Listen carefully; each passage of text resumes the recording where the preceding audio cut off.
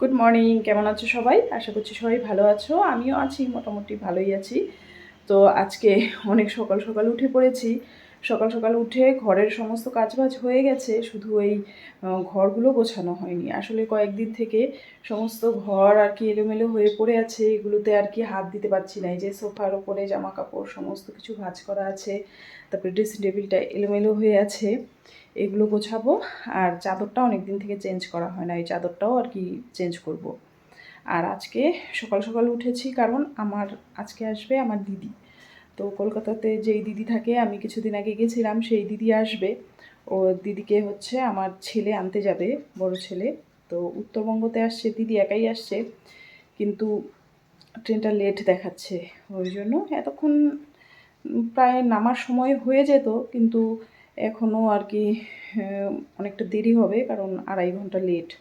তো ওই জন্য একটু পরে যাবে। তো আমি আগে ঘরের কাজগুলো করে তারপরে সকালের খাওয়ার জন্য একটু রুটি সবজি করব, তারপরে দুপুরবেলা রান্না বান্না তো আছেই। আর আমার বর হাঁটতে হাঁটতে আর কি গেল একটু বাজারের দিকে, তো বাজার টাজার হয়তো করবে। তো দিদি আসবে, দিদি যাবে মার কাছে। আর আসার সময় আর কি রাস্তায় যেহেতু আমার বাড়িটা পড়ে, আর আমার বর যেহেতু অসুস্থ, ওই দেখতে আসবে।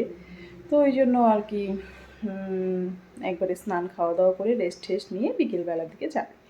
তো ঝটফট কাজগুলো করি।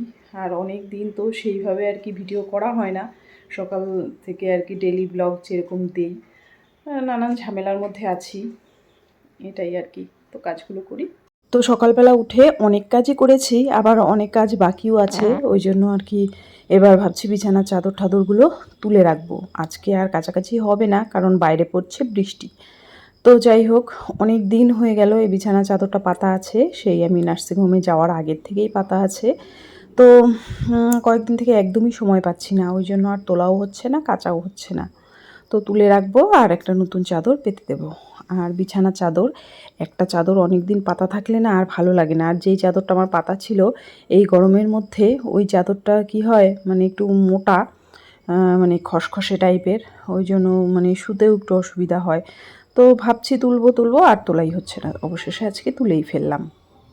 তো তারপরে এদিকে চলে আসলাম সবজি কাটতে। তো সবজি টবজি নিয়ে এসেছে, সবজি নিয়ে একবারে বসে পড়লাম।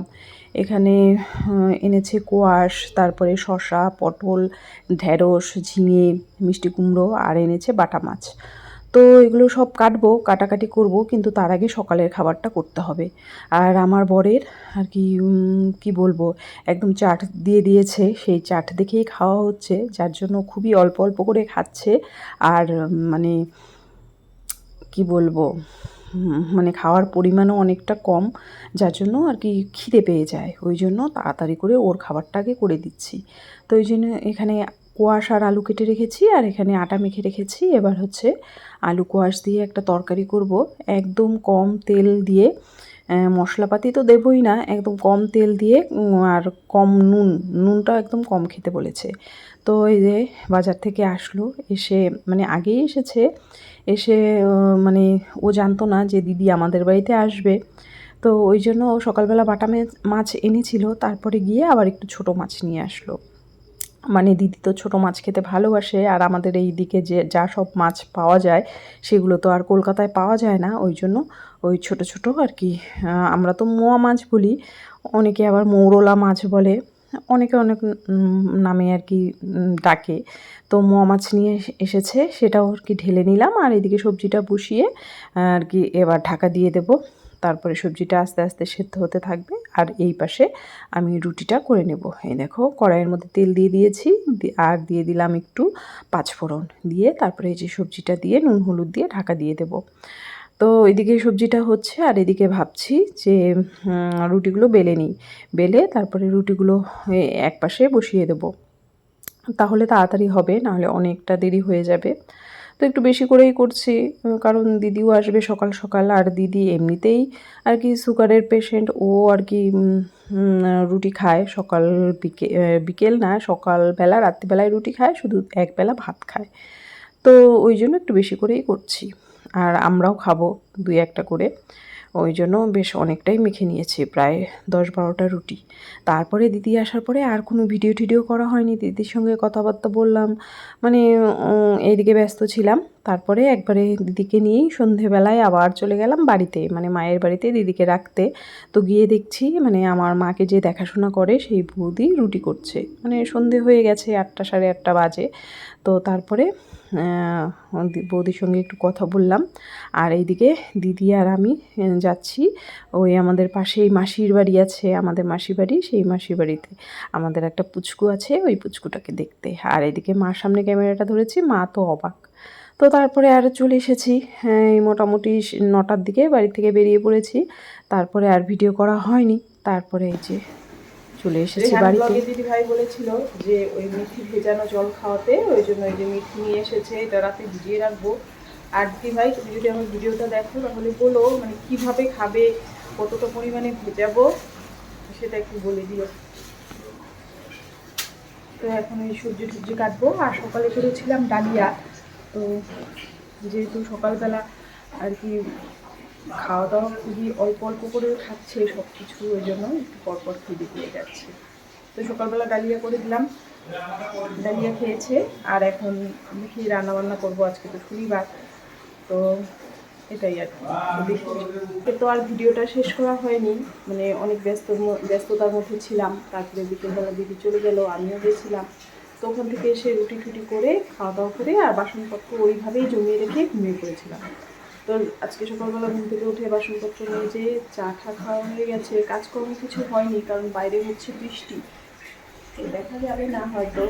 তো বাইরে হচ্ছে প্রচণ্ড বৃষ্টি, ওই জন্য কোনো কাজই হয়নি, শুধু ঘরে আর কি মানে কালকের বাসন টাসন সমস্ত কিছু মেজে নিলাম। তারপরে একটু ডালিয়া করলাম, ডালিয়া করে ডালিয়া দিলাম, ডালিয়াটা খেলো। তারপরে এখন আস্তে ধীরে আর কি বাজার টাজার নিয়ে এসেছে, রান্নাবান্না করবো, এটাই আর কি। তো দেখি রান্নাবান্না করতে থাকি, এটাই।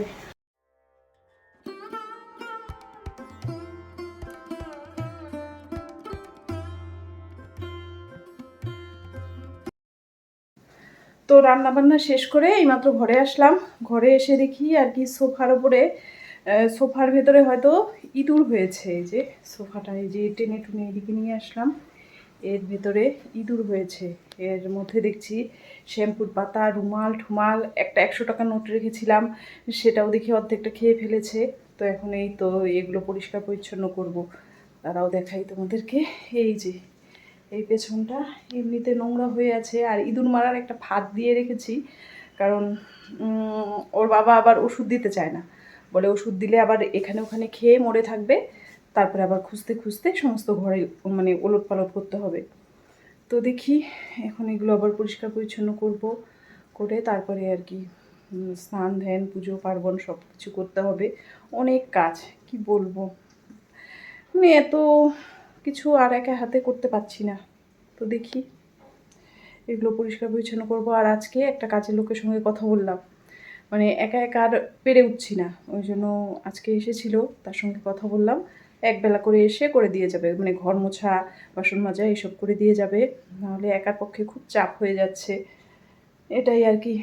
তো কি আর বলবো, কারো ভিডিওও দেখতে পাচ্ছি না, মানে ভিডিও তো ঠিকঠাকভাবে করতেও পারছি না, কারো ভিডিও দেখতে পাচ্ছি না। আবার অনেকেই মানে আমার প্রিয় দিদি ভাই দাদা ভাই অনেকেই আছে, আবার মানে মেসেঞ্জারে আমাকে আমার খোঁজ খবর নিচ্ছে, মেসেজ করছে, তো সেগুলোও দেখতে পাচ্ছি না। তার মধ্যে তো রেহানা দিদি ভাই তো 1 নম্বরে আছে, অনেকবার আর কি মেসেজ করেছে আমি কেমন আছি না আছি, কিন্তু আমি ওই তো বললাম না, মানে অনলাইন থাকি সব সময়, অনলাইন থাকি বলতে যেহেতু ওয়াইফাই আছে, মানে নেটটা অফ করা হয় না, সব সময় ওয়াইফাই থাকে, ওই জন্য অনলাইন দেখায়, কিন্তু আমি কিন্তু সবসময় অনলাইন থাকি না, এটাই হচ্ছে ব্যাপার।